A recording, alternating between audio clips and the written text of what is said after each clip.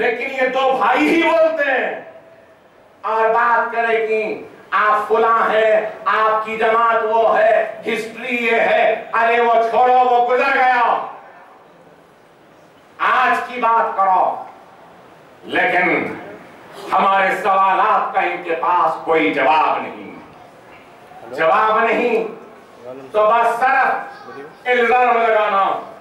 अरे आज मजलिस इत्तेहादुल मुस्लिमीन अगर आवाज उठाती है और हक की पुकार बनकर सामने आ रही है, तो हिंदुस्तान के मजलूमों की आवाज बनकर भी आ रही है, तो इनको बुरा दिखता है।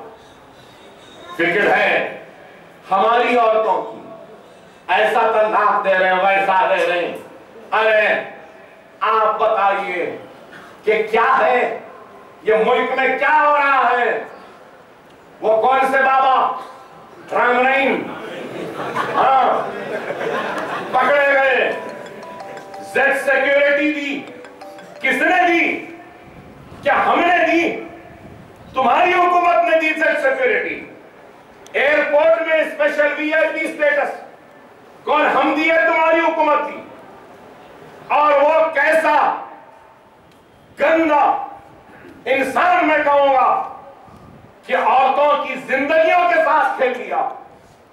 और जिस औरत ने कंप्लेंट दी इसके खिलाफ, उस औरत ने कहा कि जब इस पर जबरदस्ती की तो इसी बाबा ने कहा कि क्या कृष्णा की गोपियां नहीं थी? कैसी बातें आप बताइए। और वैसे शख्स को ये सिक्योरिटी देते हैं, ऐसे शख्स को मुझे पढ़कर हैरत हुई। मजलिस इत्तेहादुल मुस्लिमीन ओवैसी बरादरान से तो इतनी नफरत है तुमको, इतनी नफरत है कि हमारी हर बात बुरी दिखती है।